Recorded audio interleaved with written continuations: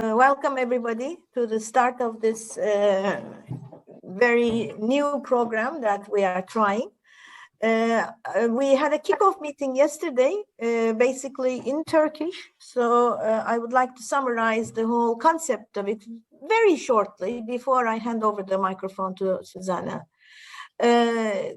The program is going to take 10 weeks altogether, starting from yesterday, going up till to 21st of June. We have a 1-week break in between because it's a national holiday. And as you all know, the aim is to facilitate the development of new skills and perspectives for evaluating the outputs of academic research projects. In other words, inventions, for developing new applications in markets.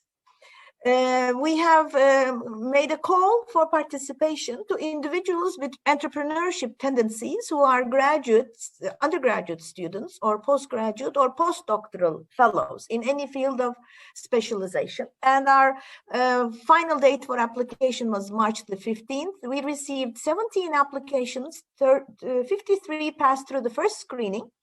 And then we put them through an entrepreneurship tendency test and selected 42 to participate. Following that, we requested all participants to sign individual NDAs, agreeing that they will have no commercial rights or expectations if the product idea assigned to them is commercialized, and 39 of them have signed this. So we are proceeding with 39 participants. In the second phase, we have selected 15 product ideas from Sunum Strategic Products portfolio, and we received consents from the inventors to use the product idea within the context of the ArTis workshop. And technology profile info sheets were prepared for 10 product ideas following that. These 10 product idea titles were shared with participants, and they selected 3 favorites. And we have formed teams comprising of 4 members from different disciplines based on participant preferences. And these product ideas have been distributed to these teams today. These are the product ideas. We have ideas from the health sector, food sector, energy sector, and chemical sector. All of these inventors are from Sabancı University or Sunum. These are in-house technologies that were built. We had the first kickoff meeting on the yesterday on the 5th of April. And today we have distributed the info sheets, and we are starting with our first lecture, as you all know. Yes, this is the weekly program. On Mondays, we will have the homework presentations. On Tuesdays, we have theoretical lectures followed by lecture discussions, and each team will be assigned a homework related to the theoretical lectures. And the teams will have their mentor meetings on Thursday, discussing their homework. And finally, they will prepare their homework and present it on the Mondays. So this is it's like a cascade procedure, and they will be following this program. As you all know, today we will be listening to Professor Susanne Durst from Tallinn University, Estonia, on entrepreneurship, opportunities, and risks. And our program will follow every Tuesday after that. The practical session comprises of the product idea being assigned to teams as a case to apply the tools they have learned during the lectures each week. There will be a specific homework based on the lecture of the week given on Tuesdays. Each team will discuss their questions related to the homework by their mentors every Thursday. And each team will present their homework results to other teams every Monday. Approximately 6 minutes will be allocated to each team. This is the program. We will be sharing this with everybody after today. This involves the discussion questions and the homework. So everything has been sorted out. What do we expect? Very shortly, we have 2 different expectations, one for participants, one for institutions that are involved, namely Sunum and Sabancı University. We expect the participants to have knowledge and skills associated with commercialization stages of an invention, learn teamwork and team management, identify key commercial potential of a technology or a product, identify competitors and potential collaborations, identify and contact relevant industry experts for improving information collecting skills, creating a personal network, learning the methodologies used for the commercialization of new technologies, gathering skills of filtering, evaluating, and validating data collected from different sources, and finally, developing skills for making technical presentations to non-technical audiences. On the university side, we hope to have a commercialization potential report and business plan for 10 product ideas from our strategic product portfolio. We are aiming to create awareness, particularly amongst researchers and students, for processes of commercialization of research results for socioeconomic added value. We would like to improve the skills and experiences of Sunum business development team through real-life cases. We will be forming an expert pool for commercialization consultancy related to the Sunum strategic product portfolio. And finally, we would like to make this workshop an annual sustainable activity in the long run. As a last word, but of course not least, I would like to express my special thanks and my institution's special thanks to the lecturers, to our inventors who have agreed on the use of their inventions, to our consultant, mentors, and Sunum team. So I will just, after this very quick introduction, I would like to give the floor to Susanne for her speech. Yeah, dear Professor Durst, thank you very much for this kind introduction. Dear audience, a warm welcome from my side, and good to see you all. And if okay for everybody, I would start sharing the screen with you. And please let me know in case you do not see the screen. We can see that. Good, perfect. Thank you very much.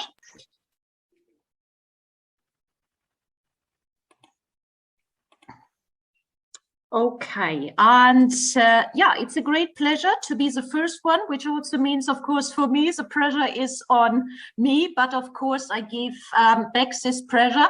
We can say the pressure is on us, because, you know, this is a very nice initiative, and in order to increase the success of this initiative, of course, we all need to contribute in the best possible way. And as you have seen, I'm starting this promising but also timely workshop with a lecture on entrepreneurship, opportunities, and risk.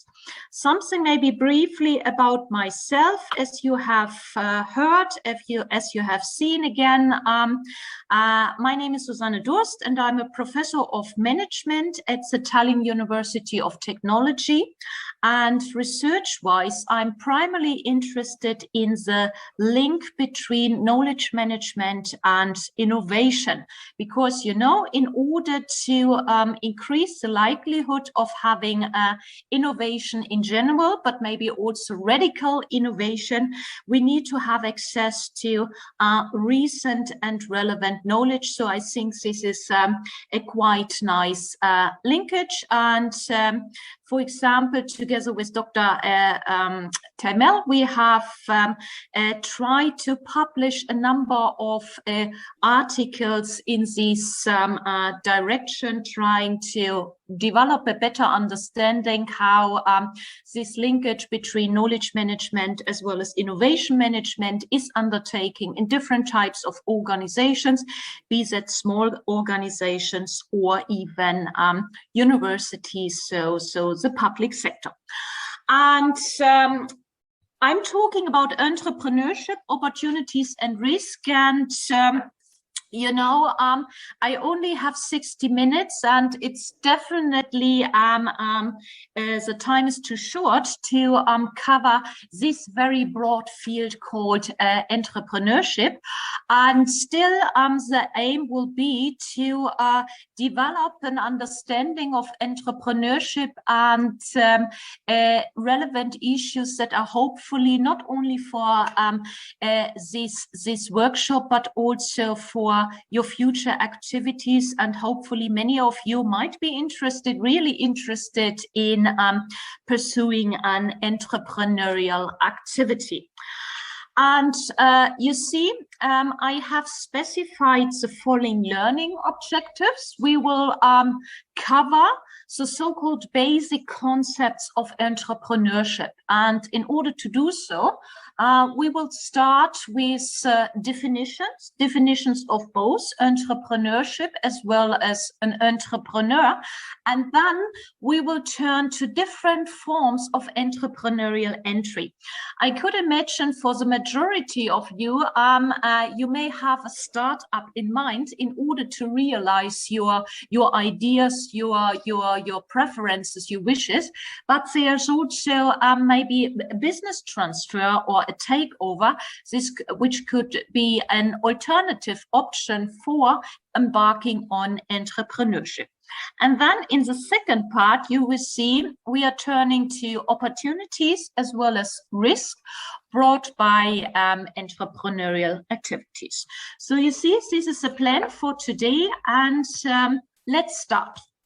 And as mentioned before, we should start with the definition of entrepreneurship and entrepreneurs in order to avoid miscommunication, as well as in order to avoid confusion, but also primarily or simply to set a common understanding. And there are many, I don't know, maybe there are some yeah, sorry. Okay, there might be some people here in this virtual room who have maybe studied entrepreneurship or at least a course, and those of you, but also those who haven't, you could imagine that there are a number of discussions around what is entrepreneurship and how to define entrepreneurship. And here you see I have selected two ways of defining entrepreneurship.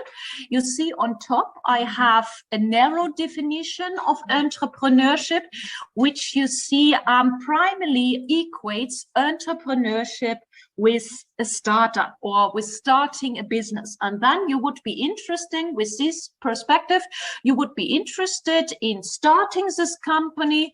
Hopefully this company will also survive, and then you will try to grow and further develop this business step by step. This is a very narrow-minded view of entrepreneurship, but if we are having a closer look, or if we are having a discussion with many people, then we see that with many, this is the dominant definition or understanding of entrepreneurship. In addition, you see I have chosen a broader definition. This is a definition proposed by Shane and Venkataraman. This is a quite popular definition of entrepreneurship, even though recently this definition has been put to criticism. But you know, this is a normal part, and this is also part of any, or it should be part of any scientific or intellectual discussion, that you're continuously reflecting on what you did and continuously asking yourself, am I still on the right track? And if not, what should I change in order to find a better or an improved track? Nevertheless, regardless of these kind of discussions, I still think that the definition proposed by these two authors is valuable for these lecture for this workshop. And as you can read here, according to these authors, entrepreneurship covers the processes of discovery, evaluation, and exploitation of opportunities. And Fückli-Stahler and colleagues, researchers from Switzerland, they have stressed that when we are thinking of opportunities, and here you see they are highlighting that we are not talking about any opportunity, but we are talking about a business opportunity, the exploitation of this business opportunity, and of course this also covers the processes of discovery as well as evaluation. This is not limited to startups, but could also be realized through business transfers as well as other forms of entrepreneurial entry options or entrepreneurial activities. So please have this in mind when you're thinking of entrepreneurship. So it's definitely more than just a startup. And based on this, we can then turn to a definition of an entrepreneur. And here you see my proposition or my proposal of an entrepreneur definition would read like follows. We are talking about a person who realizes an opportunity by the means of an entrepreneurial activity. You see, this kind of definition is very broad because this person could be everywhere. This person could be employed by a big organization, and here in this big organization, maybe this person sees some challenges, some room for improvements, etc., and tries to come up with a solution for these potential or for these perceived shortcomings. And we also see that an entrepreneurial activity could be also more or less everything in that sense that it could be realized in different ways. Then, in addition, what we also need to have in mind, specifically when we are thinking of the entrepreneur as a person, there might be different types of entrepreneurs, and this has not only to do with this person's motivation, but maybe specifically with the current situation. And this, as you can see, leads us then to so-called necessity-based entrepreneurs or opportunity-based entrepreneurs. And let's start with the opportunity-based entrepreneurs. As you see, here we are talking about persons who start a business or who take over a business or who take on an entrepreneurial activity in order to exploit a perceived opportunity or to pursue one that they created. Here you see we get already another understanding or an additional understanding of an opportunity. An opportunity can be something that we are identifying, or an opportunity could also be something we are creating based on what we see, based on what we experience. And then you see we have this necessity-based entrepreneurs. And here we are talking about persons who enter into entrepreneurship because of the circumstances, the current circumstances, which, for example, make self-employment not only the best, but maybe also the only option for income replacement. And we all know this, I guess it's in Turkey the same. COVID has led actually to the situations that many people have already lost their jobs or will lose their jobs very soon, and then maybe starting a business can be or is the only way to actually compensate for the situation. And here you see, again, it's very important that when we are thinking about entrepreneurship, it's not this kind of black and white. Very often we have these situations in between. And as mentioned before, and I would like to stress this, it's definitely more than just this kind of sexy startups. And when we are talking about entrepreneurial options, there are a number of different options available. So forms we as an individual could think of in order to realize our ideas, or in order to realize an opportunity we have identified or created. And you see this slide covers, this slide highlights, let's say, the main, the two dominating entrepreneurial options. We have the startup. Here, this actually, you know, this, we are talking about the situation in which a company is started from scratch. On the other hand, we could also think of business transfers or a takeover as an entrepreneurial option. And here we would have the situation that a transfer of either or both property and management is taking place from one individual to another. It could also be that there is a kind of a transfer between one individual to a team of individuals. And here, these business transfers are also not limited to family succession. So you may think of family succession in particular.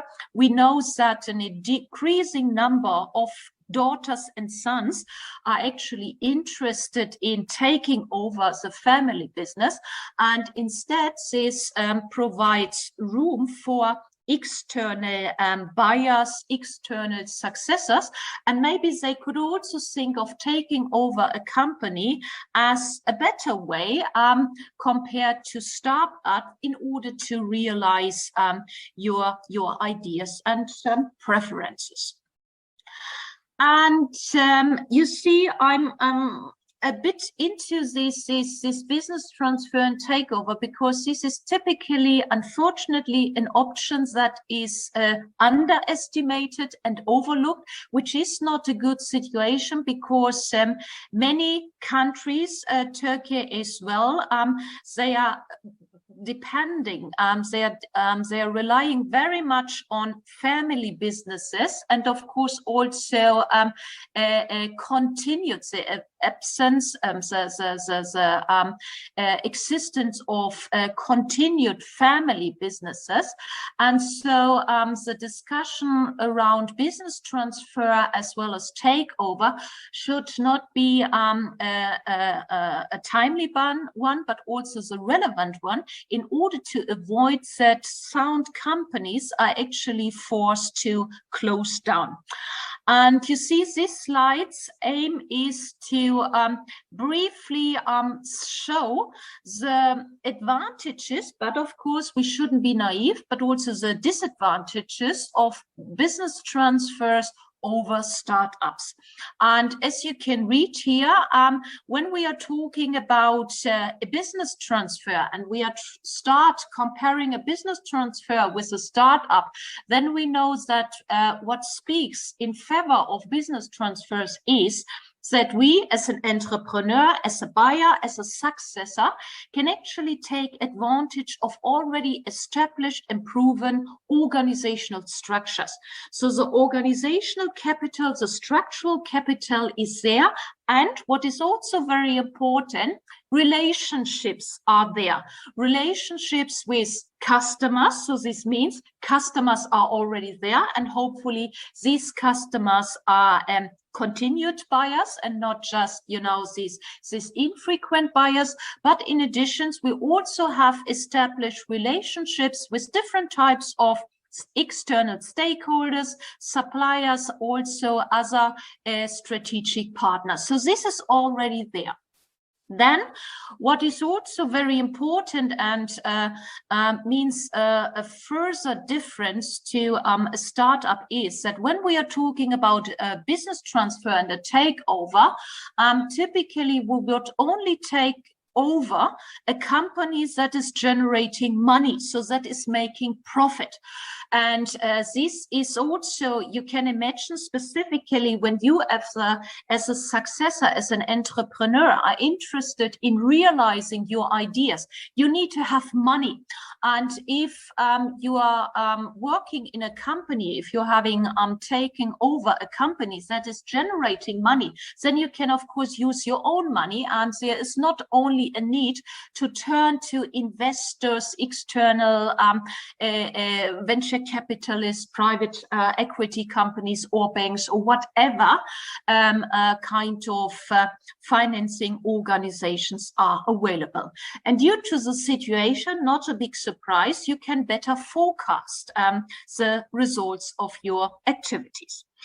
On the other hand, it has been argued that a business creation through a business transfer or takeover actually allows us as a potential entrepreneur to being an entrepreneur the direct way, because we can already start, the product is there, as we have seen, the customers are there, and then we can actually use what is already there in order to realize our ideas, realize our strategies, etc. PP.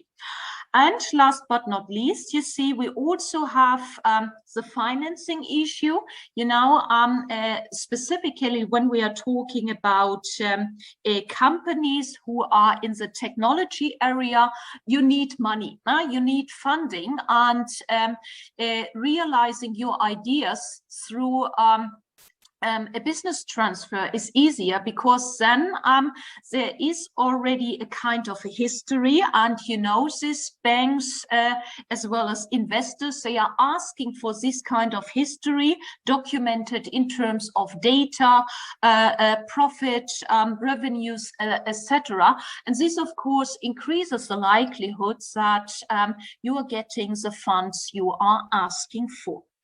But of course, as I mentioned before, we shouldn't be naive. A business transfer or a takeover is also characterized by a number of disadvantages. Think about the situations that maybe the assets you are taking over are no longer in prime condition, because maybe this is due to the situation that the seller has actually stopped in investing, in a continued investing once he or she decided to relinquish from the business, and also having agreed on having this business transfer. On the other hand, what could also be an obstacle is that maybe the company you are taking over is characterized by inertia, or organization members who prefer to clinking to the past, and instead of addressing new things, instead of trying something out, instead preferring to have this kind of, oh, we have been doing that for ages, why should we change? Or if you're coming up with an idea, there is this typical intro like, oh, I like your idea, but you know, this kind of but type of discussions in order to come up with all the kind of reasons why you should not do something different, or why you shouldn't do something new. Good. Then let's turn to, based on this, we can actually turn to the truth about entrepreneurship in order to address some myths we may see, we may encounter when we are seeing, when we are watching the news, whatever channels we are using. First of all, as we have seen, entrepreneurship is more than a startup. Now, entrepreneurship can be realized through this business transfer. You know, you could also realize your entrepreneurial activities through a franchise. You could also be an entrepreneurial person within a big company, within a small company. Then, you know, in a big company, we talk about corporate entrepreneurship, or we are talking about intrapreneurship as such. So there is actually no need to have this kind of new venture in order to be an entrepreneurial person. This brings us to the next very important items that really everyone can be an entrepreneur. In the past, when the research around entrepreneurs have studied, there was this idea that an entrepreneur has very specific traits and very specific features, and these traits and features distinguish an entrepreneur from a manager, but also from an ordinary person. Over the years, actually, we have learned that this is not the case. So please have this in mind. Everyone can do it. And we should also overcome these potential myths that entrepreneurs are extreme risk takers. These, instead, we can actually call them calculated risk takers, because they carefully assess what they are willing to lose. So they have a very good understanding of the resources available and what could be invested and what should be invested.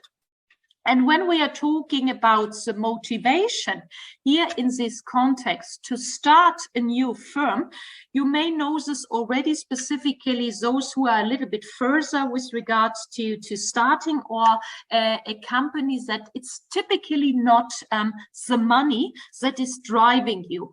Of course, if you are thinking of taking over a company, you need some money because, of course, the seller is interested in having a nice price for his or her company. Then what is also very important to understand, entrepreneurial activity is not limited to younger generation, middle-aged generation, or older generation, but this could be an option for everyone, let's say, in this virtual room. And last but not least, this is also very important. Please have in mind that entrepreneurship means more than Elon Musk. Yeah? Even though sometimes we have the feelings that this is the only a startup person in the world, please be assured that this is not the situation. But we know that the majority of entrepreneurs, they are actually not interested in shining.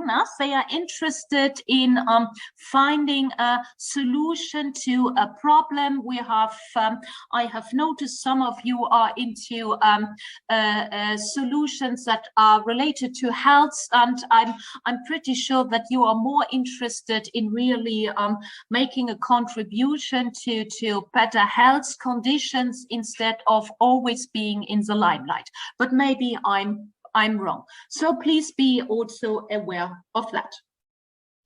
Then we should also, based on this, we could also turn to the changing demographics of entrepreneurship. What we see also in increasing number of countries, that the number of women-owned businesses is increasing. I think this is a good news. And then what we also see is that there is that we see a substantial increase in minority entrepreneurs. And another quality of entrepreneurship than maybe we have seen primarily in the past. I guess you know this typically for, let's say, thinking of me, I'm a foreigner, and I moved to Estonia last year, and maybe for me as a foreigner, beginner, the best way and maybe also the only option would be, in order to enter the Estonian market, to create or to build a company. And we also know very often it is in the restaurant area or the hospitality area. So in those sectors where the entry barriers are very low, which of course is an advantage for people new to a specific system.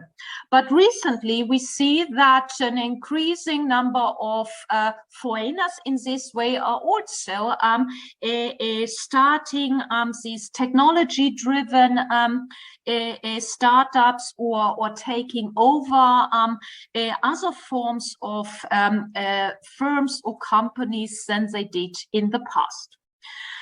Talking about the age groups, what we also see is that an increasing number of seniors starting businesses, and you can imagine it's easy to understand why. No? We are getting older, and maybe we started as a retirement, let's say, depending on the country, with 65, 67, and then normally we have still, let's say, certain years ahead of us. Let's assume, let's go conservative, and of course we are typically fit, we are healthy, not only physically healthy, but also mentally healthy.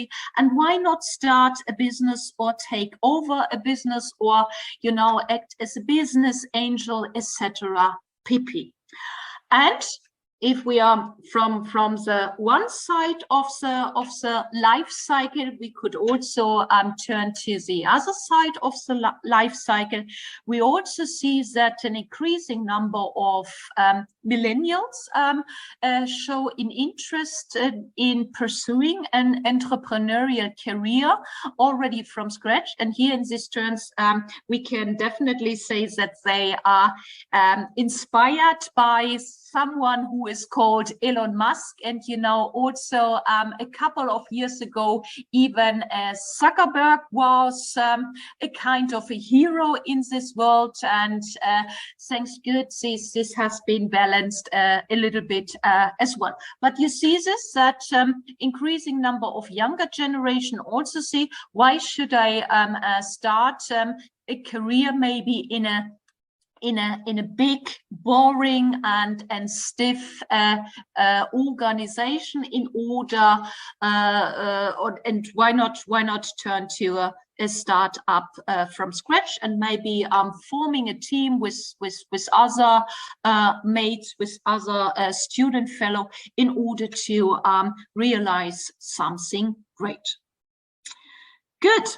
So this was a little bit about entrepreneurship, definitions of both entrepreneurship as well as entrepreneurs, different options of entrepreneurship, and also trying to overcome or at least address some of these myths.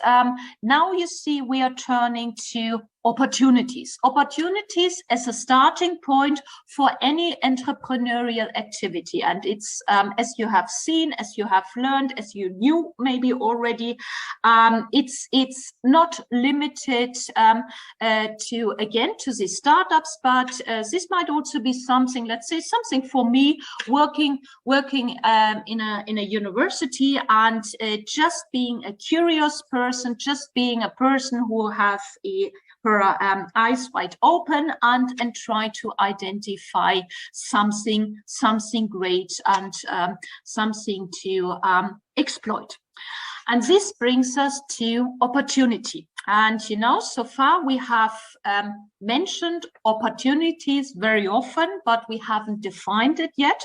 And here you see, this is an definition of opportunity. You see, we are talking about a favorable set of circumstances that creates a need for a new product, service, or business.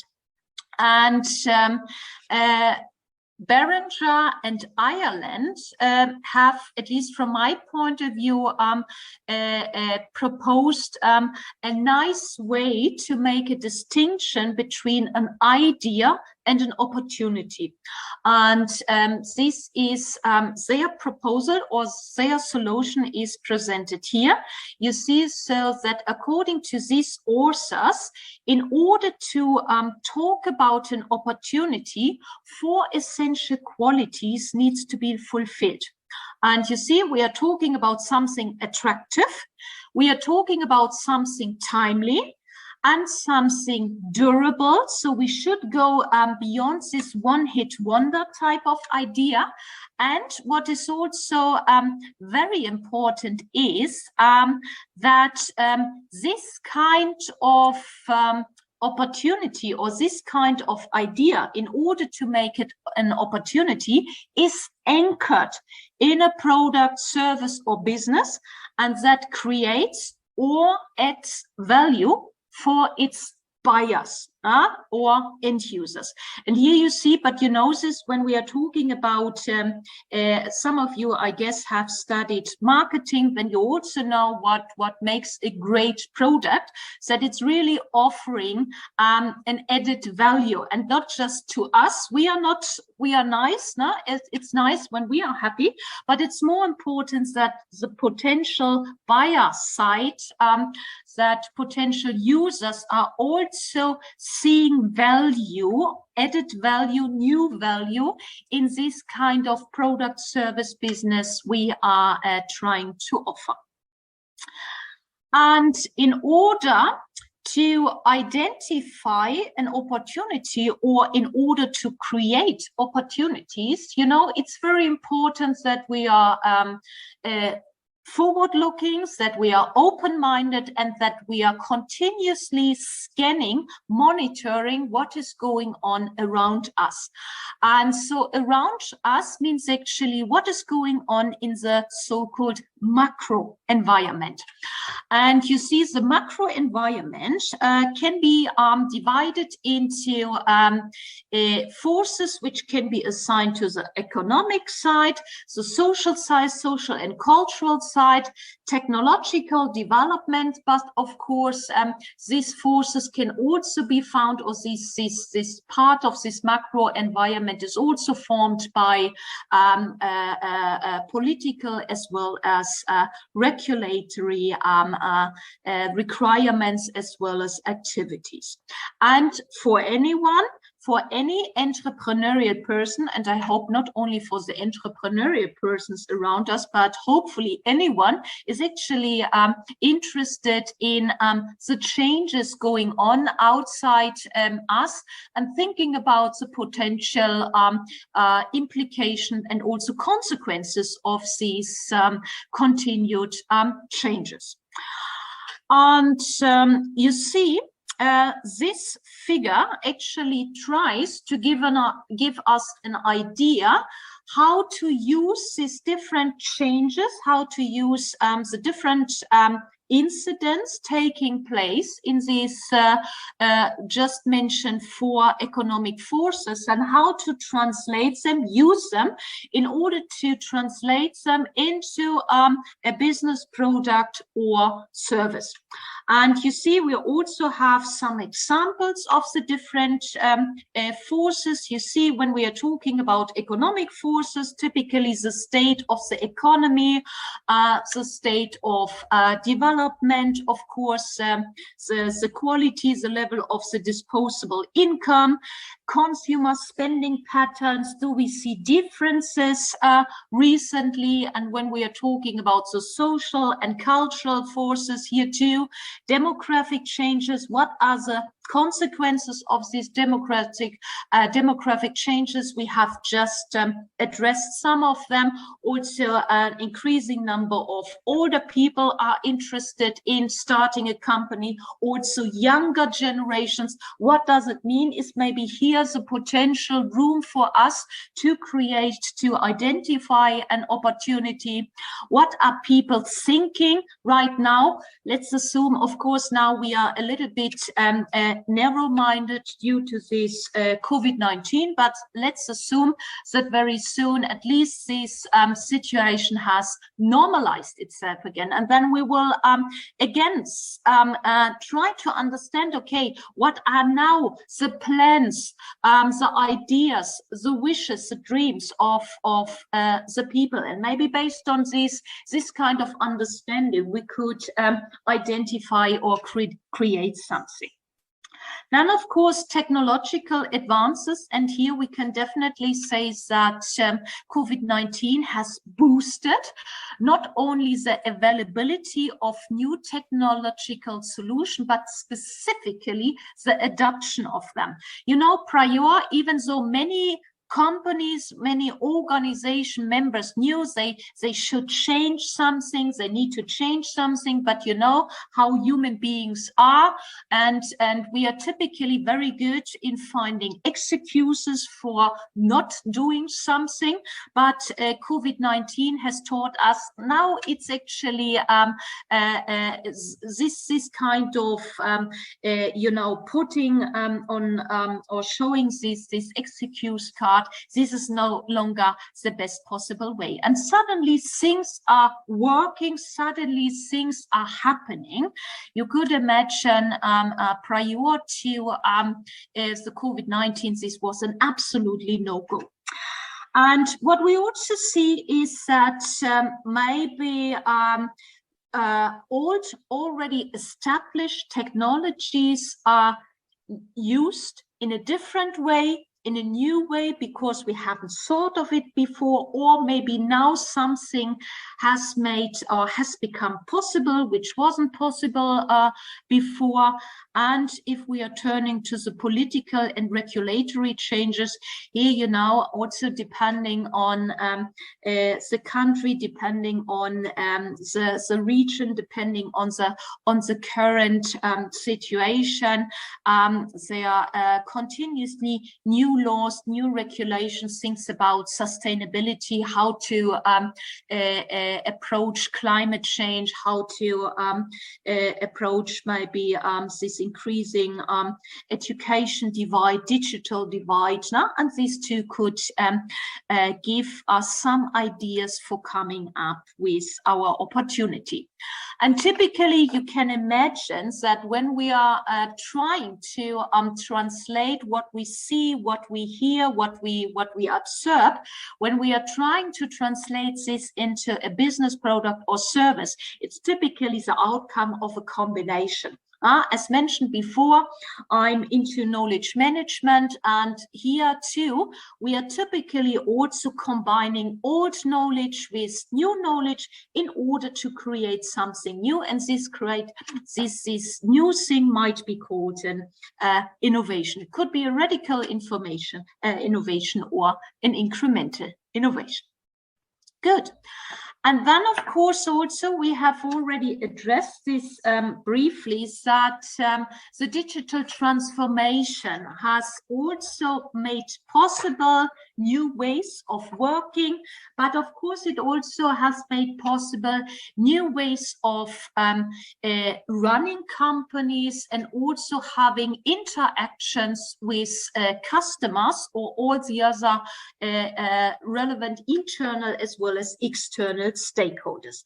And here you see the opportunities, the possible opportunities provided by the digital could be summarized under the customer service, the service design, you know, the availability, and also mentions the increasing use of these new technologies, of course, have made possible that now we have information about customers available we hadn't in the past. Now we can actually take advantage of different types of data sources, bringing them together. And when we are talking about these data sources, we are talking about both quantitative data sources and qualitative data sources. And bringing them together, we may actually be in the position to offering this added value. This added value could be a new benefit, something, an amended benefit, but apparently something the customer is viewing as relevant in order to address his or her challenges, but also his or her needs and wants. And of course, these new developments makes possible also ways of new ways of meeting customers, end users, having interaction with customers, and even for the very small companies, now different places for these kind of encounterances or meeting points are possible. Then, of course, the increasing automation is something we should have in mind. Due to this increasing automation found in many industries already, we could think of completely new processes at different levels, business and organizational processes. And instead of, always thinking that maybe this will lead to the situations that many people will lose their job. Instead, if we are smart persons, we could think, okay, how to maybe use this person, how to involve them in a better way. No? So giving them a chance to have a say, giving them a chance to help us as a community, help us as an organization to improve, also delegate decision makers, trying to overcome, this kind of top-down approach we still see in many organizations in many countries. So actually, maybe this is an invitation to reconsider the usefulness of bureaucracy or red tape, and in both ways, the positive ways as well as the negative ways. And then last but not least, this kind of digitalization, the digital transformation has made possible an increasing number of completely new business models. We see startups who are more or less digital ones from scratch. So they have this kind of digital DNA. But this increasing availability of digital technologies also for smaller companies and at lower cost is also an opportunity for already for the more mature small companies, but also the big companies, in order to develop further by taking advantage of a digital culture, of digital processes, and so forth. And next slide, turn to something that is called the lean startup. Maybe some of you have heard of this term already. What is the primary idea behind a lean startup, or what is the difference between a lean startup and a, let's say, traditional startup? The lean startup actually puts an emphasis on experimentation rather than on having these intensive planning periods.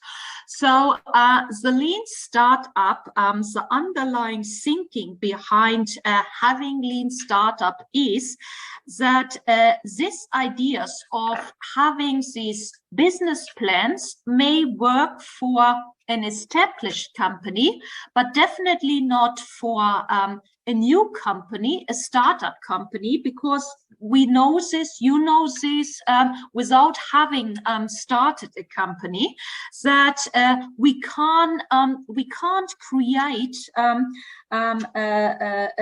small company through a kind of a master plan.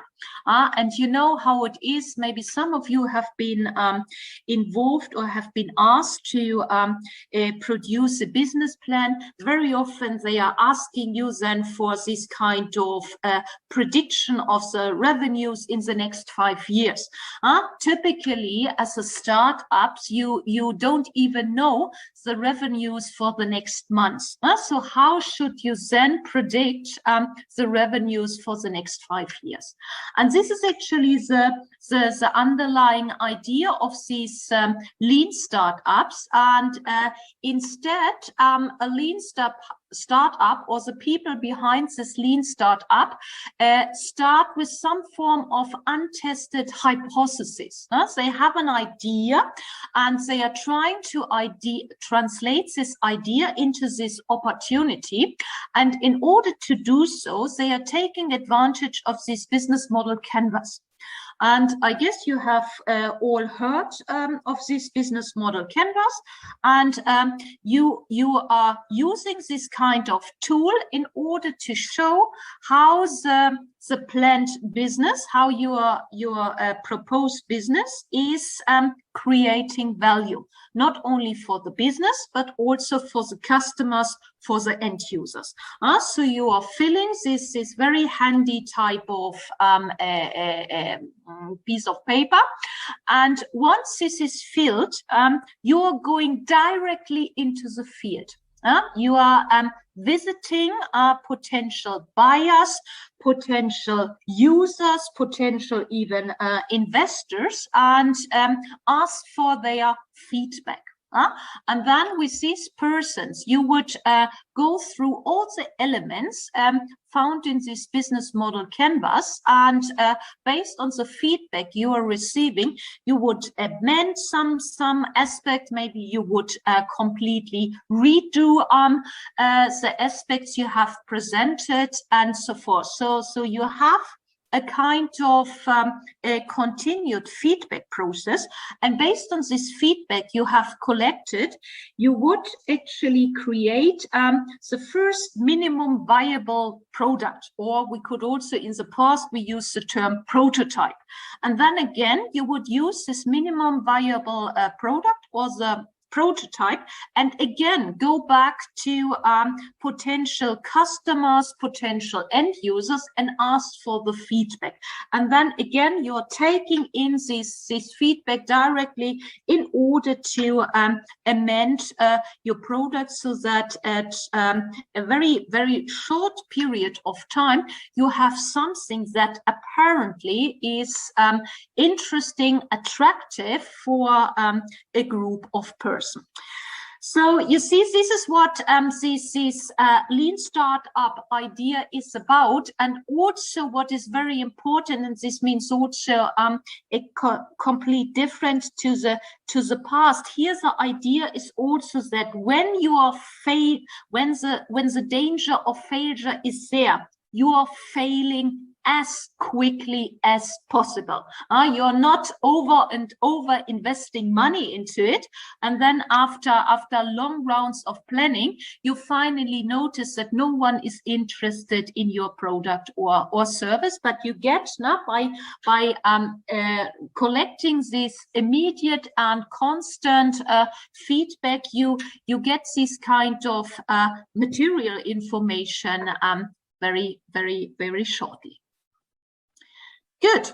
So this was something about the risk, the opportunities, and now we are turning to risk and their management.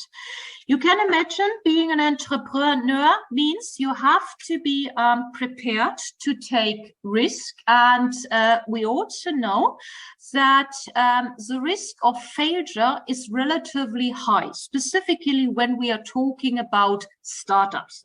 I guess you are aware of certain kind of statistic. So only, let's say, a handful of companies actually reaching the year number 3. All the other ones are actually failure before.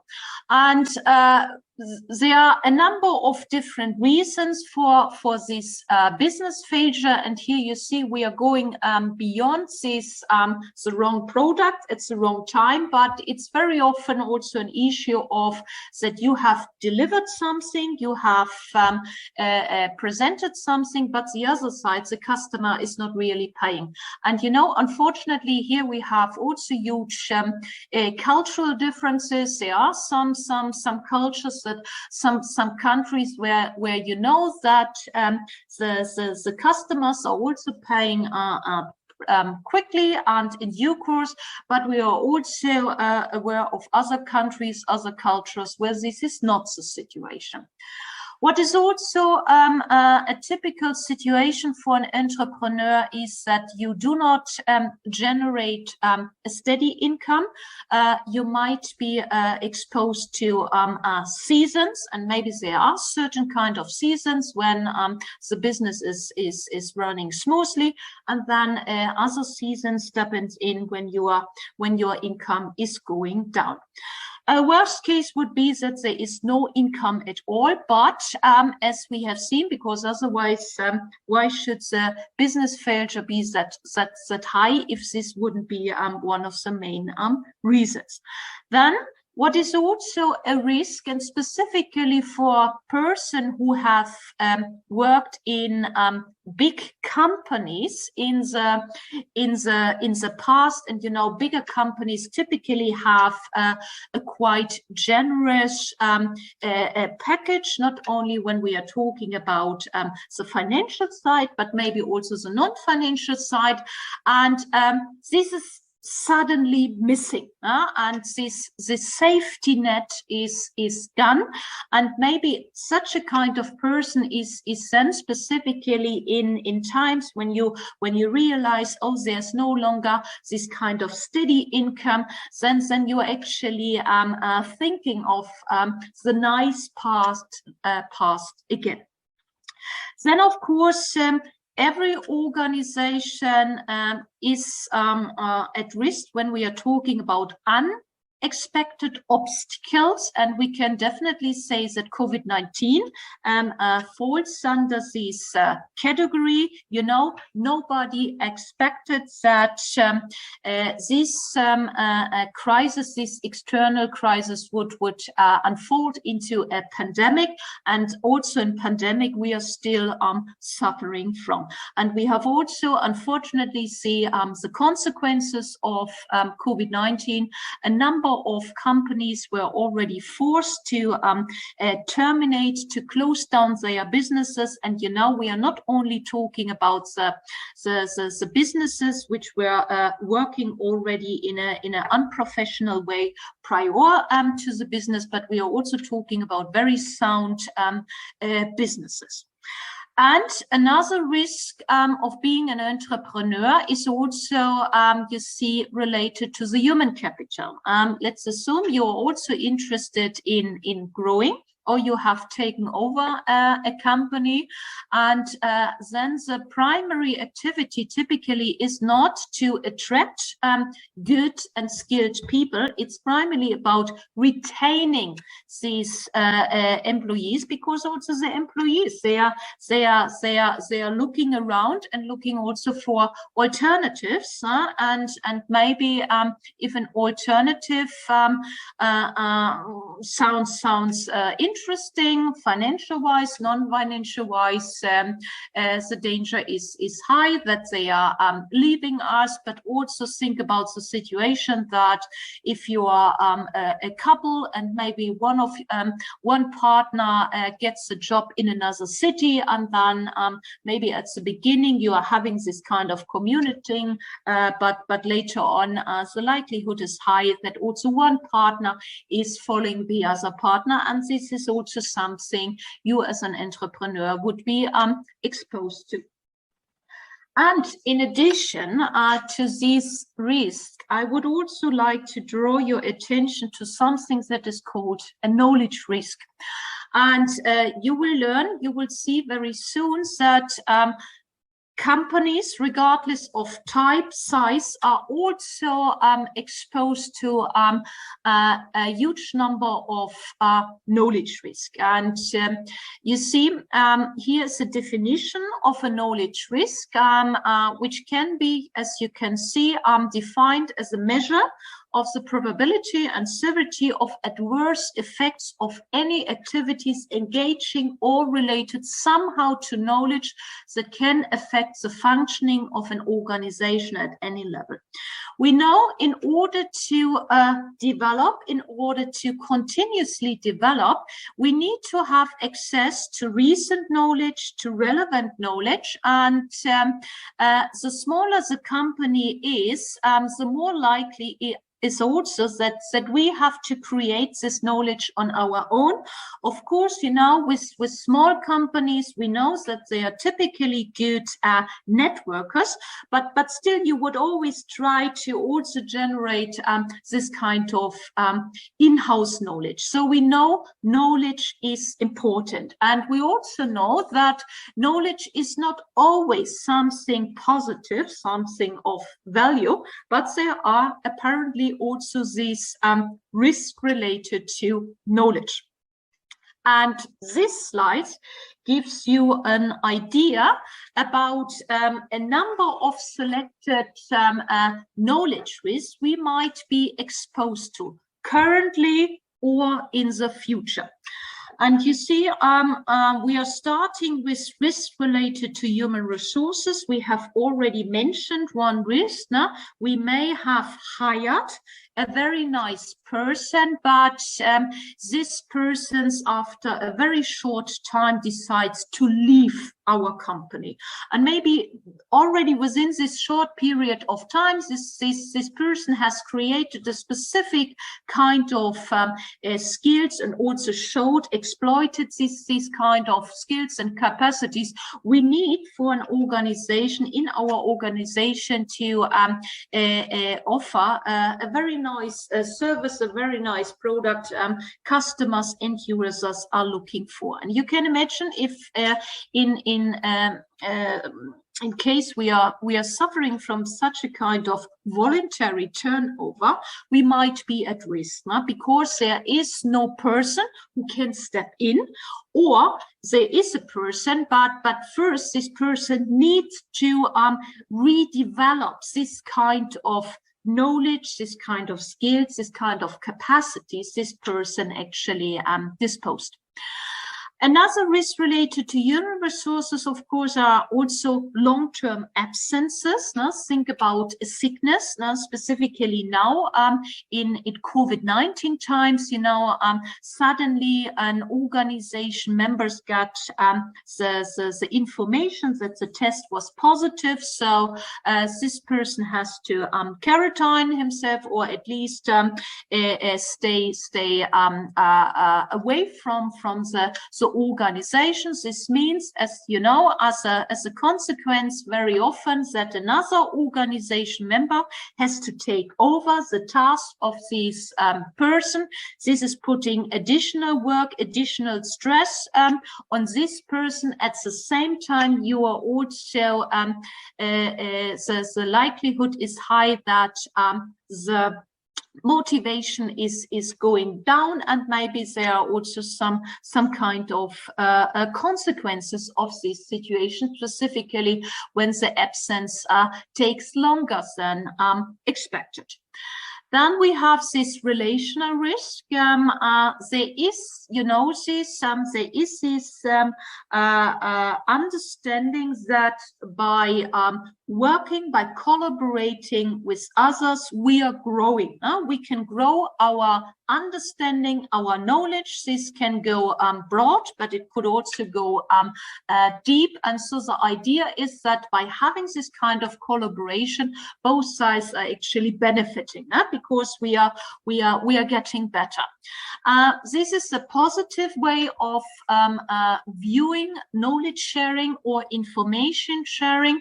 We also know, you know this, that not all information sharing and knowledge sharing activities end in this positive way. It could also lead to the consequences that the other side is actually exploiting at our expense the information, the knowledge we shared with them, and as a consequence, we have created a new competitor, a stronger competitor. There might also be opportunistic behavior by the other side. So here too, you see sharing knowledge, collaboration, of course, are important, but we always have to have in mind that it could also lead to another direction. Then when we are talking about another knowledge risk, you see we are talking about decision making.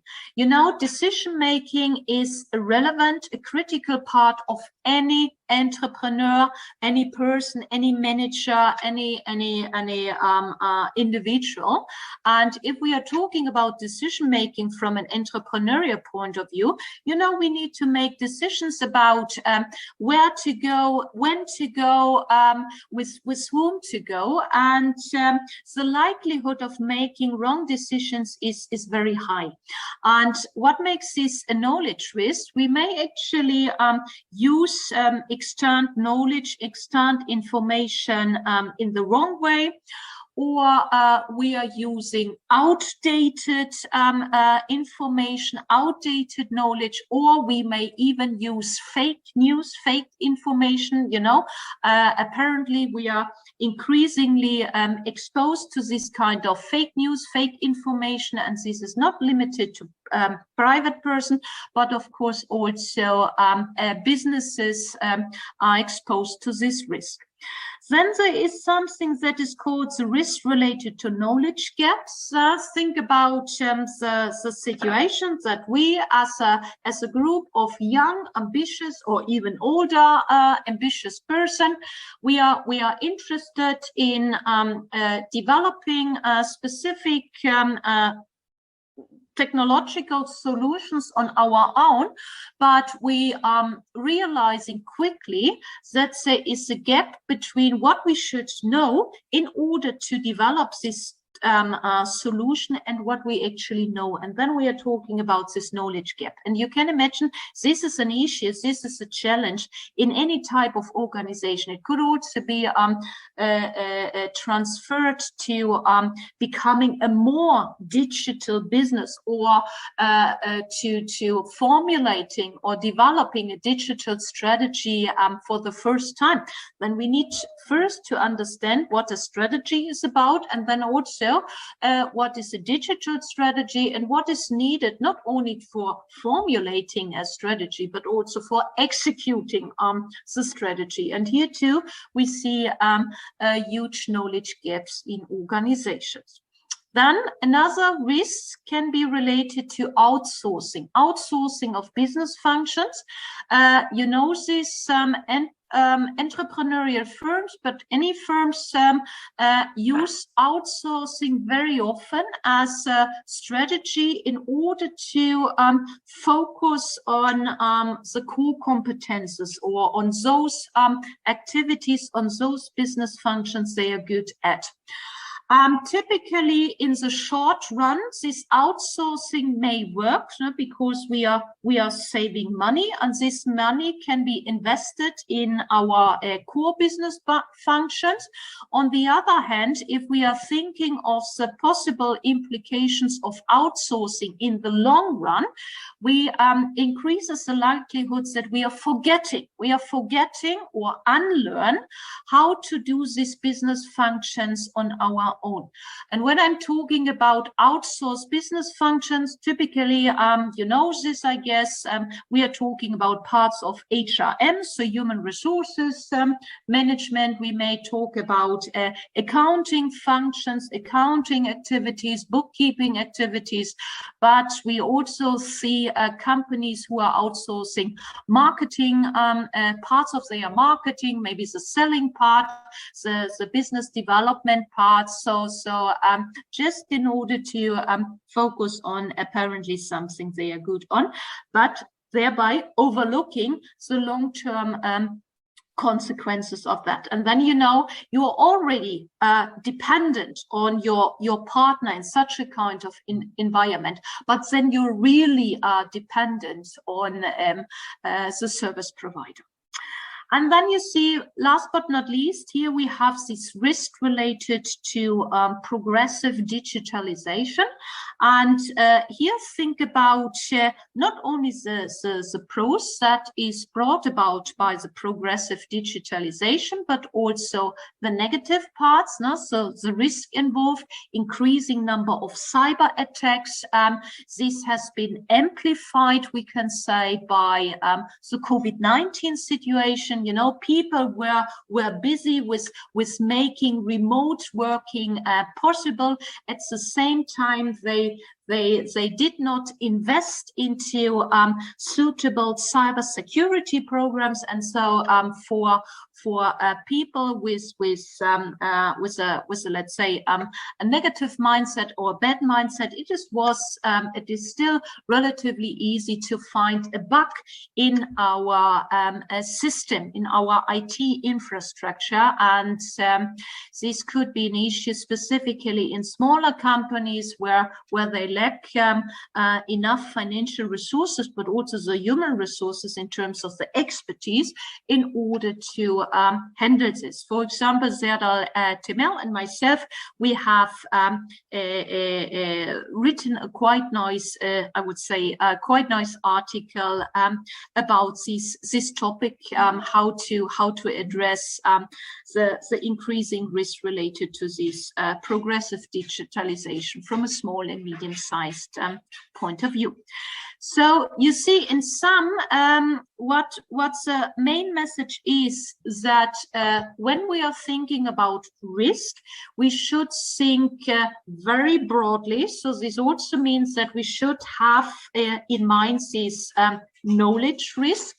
And hopefully, the message is also that any organization, regardless how small we are, we should have a dedicated approach to risk management.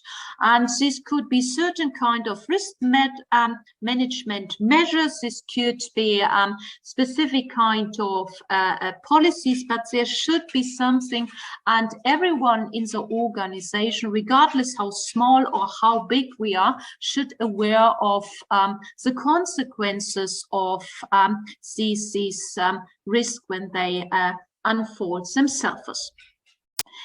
And this also brings us briefly to the definition of risk as well as risk management.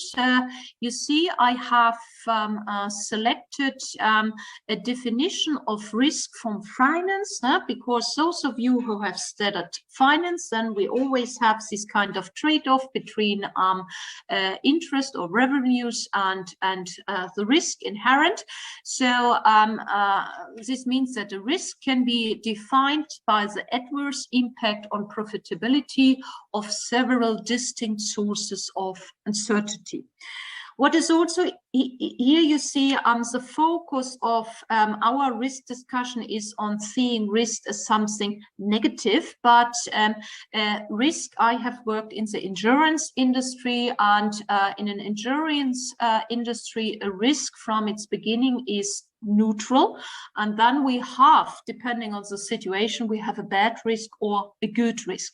So this means that risk can take different forms, can take different qualities, even though, you know, specifically now also with COVID-19, risk has gotten an even more negative connotation, but just for you to have this in mind. And then what is risk management about? You see, risk management can be divided into a number of sub-processes.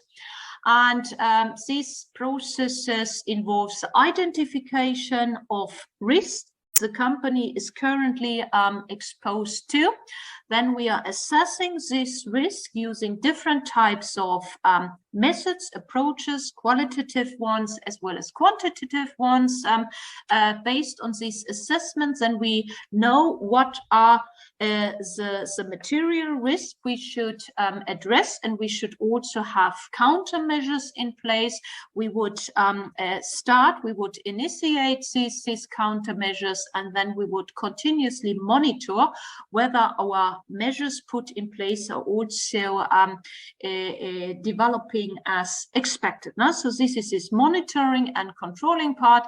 And then depending on the companies, there are also large or big reports about the risk. Maybe in a smaller companies, it might be enough to have, you know, this kind of one-pager or kind of dashboard, so that we always see what is going on. And you see, before we have addressed knowledge risk, and of course we can also expand this risk management to knowledge, and then we are talking about knowledge risk management. And here you see we would talk about a systematic way of applying tools and techniques to identify, analyze and respond to risk associated with the creation, application and retention of organizational knowledge. So when we are talking about knowledge management, and it's of course more than just creating knowledge, we also need to make sure that we apply this knowledge, and we are applying this knowledge by translating the newly created knowledge, and as mentioned before, bringing it together with, let's say, the old knowledge, and translating this into a product, and an improved product, a completely new product, etc. And of course, we should also make sure that we are we are retaining the relevant knowledge. So in order to avoid that we are completely or continuously reinventing the wheel. And in order to somewhat continue this discussion of risk or risk associated with knowledge, here you see I would like to show you a knowledge map, which actually aims at showing that unfortunately risks are not acting in isolation. Unfortunately, risks are interconnected, and very often once one risk hit us, a subsequent risk will follow, and then we have this kind of domino effect. And here you see we have a knowledge map or knowledge risk map proposed by a colleague and myself. And you see we are dividing this knowledge risk into human risk, into technological knowledge risk, as well as operational knowledge risk. No? And you see when we are talking about knowledge risk related to us, to human being, it's about forgetting, it's about unlearning, it's about knowledge hiding, knowledge hoarding. We are not sharing our knowledge because we are afraid that by sharing knowledge, by sharing information, we are losing the position we have in an organization. When we are talking about technological risk related to knowledge, think about the risk of hacker attacks, also risk related to social media. You know, now we also see that persons increasingly use Facebook, Twitters, whatever messengers, also for disseminating business information. This of course increases the likelihood of information as well as knowledge leakage. And then we have such a kind of an example of such a kind of risk. And when we are talking about, you see, operational knowledge risk here, think about communication risk. You know, communication has always been an issue, and in an increasingly digital world, and having this kind of blurred worlds between a digital world and physical worlds, the likelihood that miscommunication emerges increases even further. And you see on the bottom of this slide, you have possible outcomes of this knowledge risk, and specifically if we are not addressing this knowledge risk, we may suffer from knowledge attrition. The worst case would be that we are completely losing this knowledge, but of course also, as mentioned before, knowledge leakage, knowledge spillover, etc. pp. is possible. So this means I have reached my final slide, and this is a sum up slide, and I would like to terminate my presentation with a quote from a Greek traditions, and it's Aeschylus, and he said that I'm not afraid of storms, for I am learning to sail my ship. And I think this is a very nice quote when we are talking about entrepreneurship, and specifically taking on an entrepreneurial activity. We need to be prepared for the storm. The storm will come sooner or later, which also means in turn that we have to be open for continued learning, but also for continued forgetting of old stuff, in order to be in a better position of handling of weathering the storm. So thank you very much. Thank you very much for this very interesting talk. If you could have time, maybe we have a few minutes for discussion, for questions. Absolutely. Yes, so the floor is open. I've also opened the chat box, if anybody would like to write from the chat box, or you can ask. Can I ask a question? Yes, please. Say, I don't know what kind of perspective I should use to find gaps what society needs. So I don't know where to focus or where to start to make a startup. You mean what are ways to identify opportunities or create opportunities? Did I get you correctly? Yes, definitely. Yeah. Okay. So you may remember the slide I have shown about this macro environment. And we know that the macro environment, you know this too, is composed of these different type of elements. And let's, for example, take the social and the cultural aspect. And you know, there are forces showing, okay, an increasing number, as we have learned, you know this too, an increasing number of, let's say, females are interested in starting a company. We also know, or taking over a company, we also know that women entrepreneurs or female entrepreneurs are exposed to different challenges compared to their male entrepreneurs or their male starters, the male founders or successors. And maybe this is already a starting point to think about, okay, maybe this is a solution, or this is an idea to identify, to create a solution for, to help the different types of genders to better get into this system called being an entrepreneur. So this could be an idea. On the other hand, when we are talking about continuously social as well as cultural tendency, we also see that there is an increasing focus on buying more locally produced products, buying more eco-friendly products, having a stronger focus on the ingredients of the products being produced. This might be also a starting point, so that that these kind of changed or changing consumption patterns and also this kind of changing expectations from the side of the buyers could be a starting point.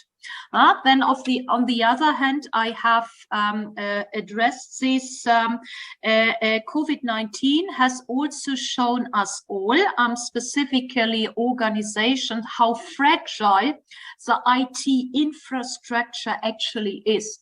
And maybe this could also be a starting point for you. Okay, what needs to be, what kind of culture, what kind of risk-averse culture needs to be created in an organization, regardless of the type, the size, in order to be better prepared for this kind of cyber attacks. So hopefully I have somewhat addressed your question. Thank you so much. You're welcome. May I ask a question too? Yes, please. First of all, thank you so much for your presentation. I was wondering, for example, when we take over a business, are we responsible for that firm's past events? For example, if they didn't pay the taxes properly, are we responsible for them? You would be, yes, exactly. So that's why it's very important before you are taking over a company that you get as much information about exactly this kind of thing. And you know, typically, I guess it's the same in Turkey. You could actually ask for the annual statements, some kind of revenues, and then of course also ask for the papers showing that they have always paid the taxes. You know, also maybe social security for employees if there are any employees. Yes, and here you see this is a very good point. So please do a kind of a due diligence. So you would expect in a big company, and also try to do this for this company. And if you have the feelings that the other side is reluctant, then maybe this is a sign, and maybe turn to something different, turn to an alternative. Okay, thank you. You're welcome.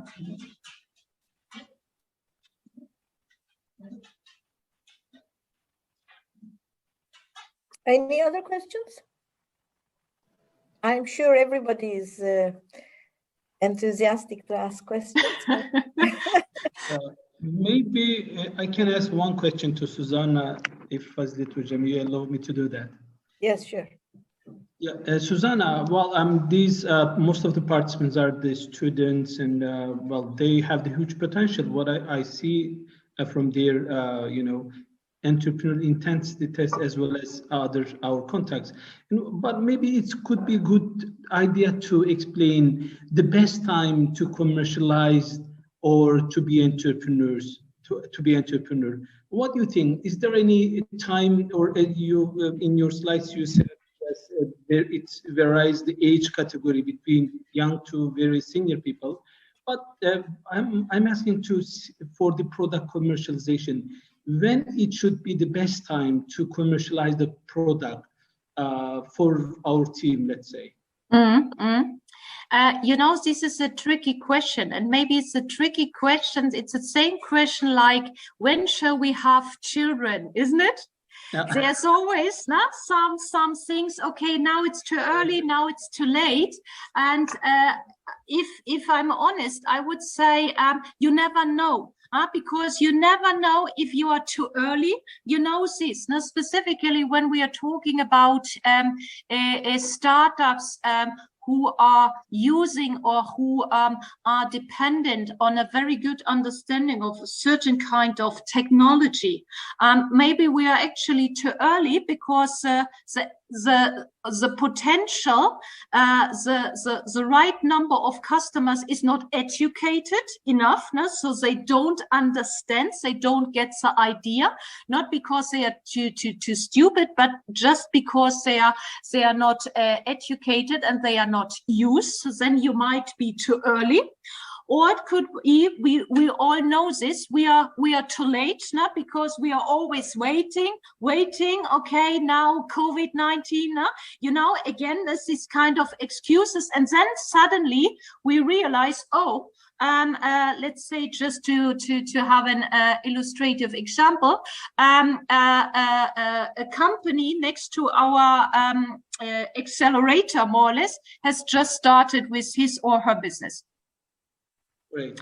So you see, have this kind of confidence and I think what is very important is that you're getting this kind of feedback, this continued feedback from a number of different person, from a variety of different person, in order to learn, is there something in it, or is it just me or the team? And also, yeah, why not making use of this business model canvas? Of course, you know, the danger is high that you are sharing an idea, but you know, this is part of the risk. And yes, then it's always about being faster, being quicker than the other ones. We know this all. This will, as long as we are living in a very competitive environment, this will always be the case. So do your homework in a way. Have talks with as many people as possible. Also make sure that you are disposing of the right skills. And if you are founding this thing or taking over this thing in a team, make sure that you are having team members who are disposing of complementary skills and capacities, so that you are really a nice and smart team, skills-wise and competences-wise. Okay, thank you. We have another question, Bilginar. Okay, thanks for a very good presentation, Ms. Susanne. It's a very informative presentation for us. I just want to ask you something. Like, in a countries like Turkey, lots of sectors, I think, doesn't measure very well. Like, we are not like USA, every sector measured and every sector has got a report. And when you are doing a startup about a new area, probably there isn't any report or scaling or measurements about that sector. Also, venture capitals want to learn about, like, what is the financial potential of that sector, what is the measurements or stuff like that. Do you have got any suggestions to measure a sector which hasn't got any reports or not very much report? You know, stuff like that. Yeah, this is a good point you are mentioning. First of all, we also know that venture capitalists and private equity companies, so those kind of financing organizations specialized in funding startups, they are also interested in the person. In the founder or the team of founders. So make sure that you are demonstrating that you really understand what you are talking about. So it's more than, you know, just, shining up, so that you can really demonstrate that the skills and the capacities are there, and you are also able to exploit them.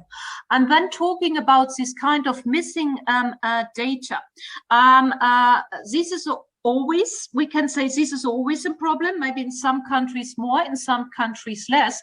And if you have the feelings that maybe in your specific sector nothing is there, then maybe turn to a related sector.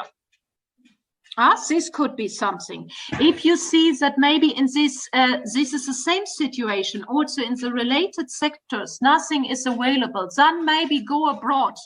Go abroad to a country or region which is similar to yours.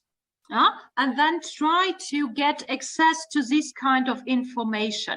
So, and you know, this is now easier to get also access to this information published abroad. So this would be my recommendation. And here really in combination, it's you, it's your team, and then the kind of data you are predicting. Thanks for your suggestion. Yeah, you're welcome. Okay. Any other questions? Okay, thank you very much. I have a few announcements. With your permission, we will be making this recorded lecture available for a week. And I have already written from the chat. This week's homework is briefly defining the main opportunities and risks of the product idea that the participant teams have been assigned. I will be sharing this the Excel sheet now, but they will also be getting individual mails this evening, so that everybody knows what his or her technology idea is. Yes. Can you see them? We have 10 teams, and these are the teams that are available. And we have our professors who are involved in the development of the technology. So the first one is biofouling, anti-biofouling paint.